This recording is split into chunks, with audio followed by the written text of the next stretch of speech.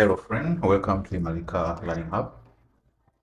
It's another day with another session.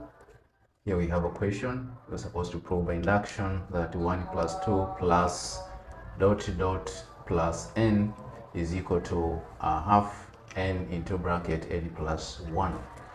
Okay, as I always say, that proof by induction is all about showing that if you have a statement and it is valid for n equals 1, then it will definitely be valid for n equals k, and it will be valid for the next term after k, that is k plus 1. If all that is satisfied, then we have n will be equal to the value of all other natural numbers.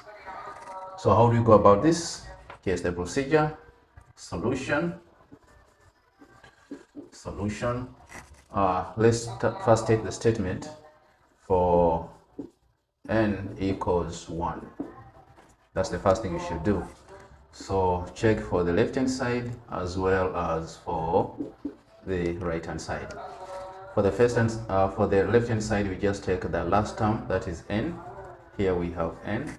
This side we have a half, n, then n plus 1. Okay, substituting for n, definitely here we get 1. Then here we shall have a half times 1 times bracket 1 plus 1.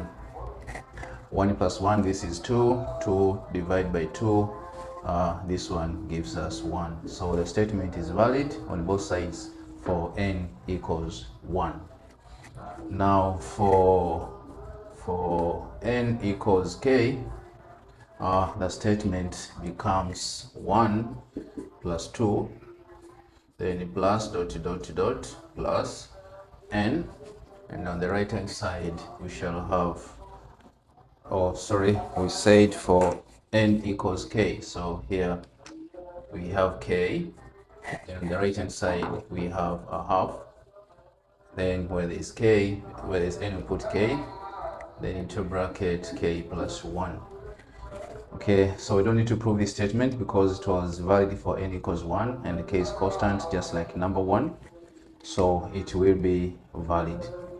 Now the next we have to check is for if the statement will be valid for n equals k plus 1. Now what do we do with k plus 1? Actually we add this term on both sides of our statement. So on the right hand side you shall have 1 plus 2, then plus dot, then plus. There the first one is k, then we add the next term which is k plus 1, and on the right hand side we do the same. We first write the existing expression, that is k into bracket k plus 1, then we add what we have added on the left hand side, which is k plus 1. So there we are. Okay, there is nothing much we can change on the left hand side, but I think we have a lot to do on the right hand side. So solving for the right hand side, we have a common factor here, k plus 1, and here is the half, so let's take outside a half, then k plus 1 as our common factor. So in this bracket here we shall remain with the k, then here since we have taken outside a half, it will be to remain 2, the whole of this one will become 1, so it will be 2 times 1, just like this. Okay, simplifying further, this is what you get. Okay, testing our statement for k equals 1. Remember here we have got 1, then plus 2, then plus dot, we have 1 plus k plus 1 for the left hand side. On the right hand side, this is what we have, a half into bracket, this is k plus 1, then k plus 2. This is what we got from the simplification of those two statements. So here actually I would say it's the n. There's no need of going further. So what do we do? Now let's test for k equals 1. Okay, for k equals 1, we want to verify if this statement is valid. So as we always do, left hand side, then right hand side. Left hand side we take out the terms with k, that is the first term is k, The second term is k plus 1. The right hand side, we write it as it is, that is k plus 1, then k plus 2. Substituting k equals 1 on the left hand side, we have 1 plus 1 plus 1. On the right hand side, we have a half into bracket 1 plus 1, then 1 plus 2. Okay, here is 1, 1 plus 1, this is 2, so we get 3 here on the left hand side. On the right hand side, we have a half, then times 2 times 3, which also gives us 3. So what does it tell us?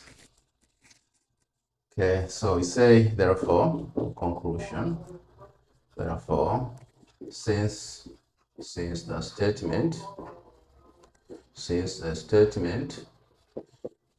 is valid or is true